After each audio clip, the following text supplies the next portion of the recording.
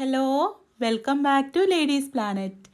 ഇന്ന് നമ്മൾ ചെയ്യുന്നത് ഒരൊറ്റ ചേരുവ കൊണ്ട് വളരെ ടേസ്റ്റി ആയിട്ട് ചെയ്തെടുക്കാൻ പറ്റുന്ന ഒരു ഈവനിങ് സ്നാക്കാണ് കേട്ടോ. നമുക്ക് എങ്ങനെയാണ് ഇത് ഉണ്ടാക്കുന്നത് എന്നുള്ളത് നോക്കാം. വീഡിയോയിലേക്ക് പോണതിൻ്റെ മുൻപായിട്ട് താഴെ കാണുന്ന ലൈക്ക് ബട്ടൺ ഒന്ന് ക്ലിക്ക് ചെയ്യാൻ മറക്കരുത്. അപ്പോൾ ഇത് ഉണ്ടാക്കാനായിട്ട് ഞാൻ ആദ്യം കുറച്ച് വെള്ളം തിളപ്പിക്കാൻ വെക്കുകയാണ്. 1.25 കപ്പ് വെള്ളം എടുത്തിട്ടുണ്ട്.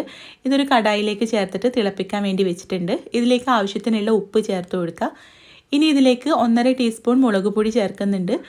പിന്നെ 1 ടേബിൾ സ്പൂൺ ഓയിലും കൂടെ ചേർത്ത് കൊടുക്കാം. മുളക് പൊടി തികച്ചും ഓപ്ഷണലാണ് കേട്ടോ. നല്ലൊരു കളറ് കിട്ടാൻ വേണ്ടി ചേർത്തതാണ്, നിർബന്ധമില്ല. ഇനി നമുക്ക് ഈ വെള്ളം ഒന്ന് തിളപ്പിച്ചെടുക്കാം.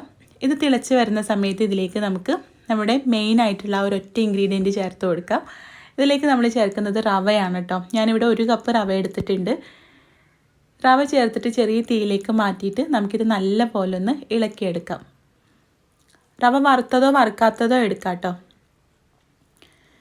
അപ്പോൾ ഇതിലുള്ള വെള്ളമൊക്കെ ഒന്ന് വറ്റി വരുന്ന സമയത്ത് നമുക്ക് ഫ്ലെയിം ഓഫ് ചെയ്ത് കൊടുക്കാം. ഏകദേശം റവ ഇപ്പോൾ ഒരു 1/4 ഭാഗത്തോളം വെന്തിട്ടുണ്ടാവും. ഇത് ചെറുതായിട്ടൊന്ന് ചൂട് പോകുമ്പോൾ വേറൊരു പാത്രത്തിലേക്ക് മാറ്റി കൊടുക്കാം. എന്നിട്ട് നമുക്കിത് ഇഷ്ടമുള്ള ഷേപ്പിലാക്കി എടുക്കാം കേട്ടോ. ഞാനിവിടെ കുഞ്ഞു കുഞ്ഞു ബോൾസ് ആക്കിയിട്ടാണ് ഇത് മാറ്റുന്നത്. കണ്ടോ, ഈ ഒരു ഷേപ്പിലാണ് കേട്ടോ ഇത് റെഡിയാക്കിയിട്ടുള്ളത്. ഈ മാവ് ഇനി കുഴച്ചെടുക്കൊന്നും വേണ്ട കേട്ടോ, നേരിട്ട് നമുക്കിതുപോലെ ഉരുട്ടിയെടുത്താൽ മതി. എന്നിട്ട് നല്ല ചൂടുള്ള എണ്ണയിലിട്ടിട്ട് നമുക്കിത് ഫ്രൈ ചെയ്തെടുക്കാം. ഒരു മീഡിയം ഫ്ലെയിമിലിട്ടിട്ട് ഫ്രൈ ചെയ്താൽ മതി കേട്ടോ. 1/4 ഭാഗത്തോളം റവ നമ്മൾ നേരത്തെ തന്നെ വേവിച്ചിട്ടുണ്ട്.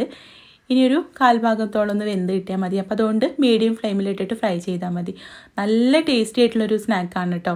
ഒരുപാട് ഇൻഗ്രീഡിയൻസ് ഒന്നും ഇല്ലാതെ വളരെ പെട്ടെന്ന് നമുക്ക് തട്ടിക്കൂട്ടി എടുക്കാൻ പറ്റുന്ന ഒരു സ്നാക്കാണ്. ട്രൈ ചെയ്ത് നോക്കുക, നിങ്ങൾക്ക് ഇഷ്ടമാവും. ട്രൈ ചെയ്യുന്ന സമയത്ത് ഫീഡ്ബാക്ക് അറിയിക്കാനും വീഡിയോ ഇഷ്ടമായിട്ടുണ്ടെങ്കിൽ ലൈക്ക് ചെയ്യാനും ഷെയർ ചെയ്യാനും മറക്കരുത്. അപ്പോൾ നമുക്ക് അടുത്ത നല്ലൊരു വീഡിയോ ആയിട്ട് കാണാം. താങ്ക്